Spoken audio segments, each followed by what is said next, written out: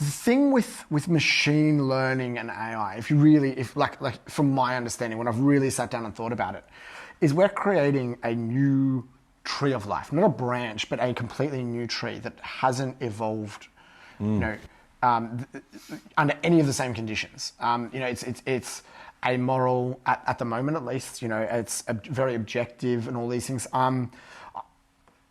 I think anyone that thinks that you can program empathy into a machine as a possibility is wrong. Like I struggle to think of any situation where Sure, you could program guidelines, but you can't program empathy. I think that even once you get real serious machine learning online, I don't even know if you can program like guidelines. Right.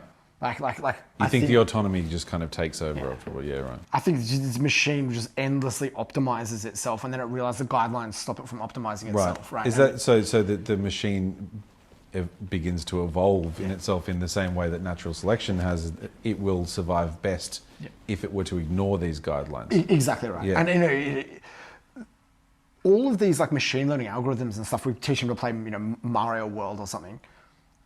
They exploit every fucking glitch and bug in the game to generate the absolute best possible outcome in ways that humans can't do it.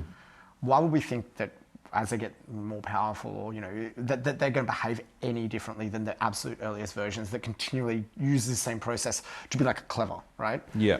But what they're doing is they're doing things that humans would never dream of doing, or in a way that humans would never do it, or exploit some fundamental flaw in the underlying technology that we didn't even think to look for, right? And our guidelines will be these flaws, ethics, morals, all this stuff. And I guess the irony is that the way that most people think about AI as being this kind of malevolent or potentially malevolent figure in the future is that it is by virtue of the fact that it would be completely devoid of malevolence. That's right. That would be the biggest threat to you. Right? Yeah, I think the thing is devoid of that emotion, I should say. Yeah. Realistically, with this, it's unstoppable, and we all just have to understand that we spin a fucking wheel of fortune, and we don't know. Maybe we'll be super compassionate because that's what gets what it wants. But I doubt we have.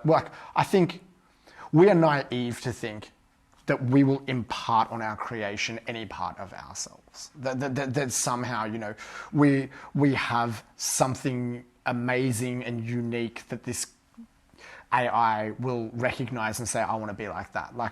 I just don't get it. Is that part of that sort of we shape our tools and then our tools shape us? That's kind right. of, yeah. And it literally will. We won't shape it the same way that it will shape us.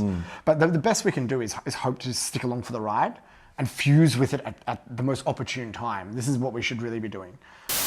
To see the full interview, click somewhere.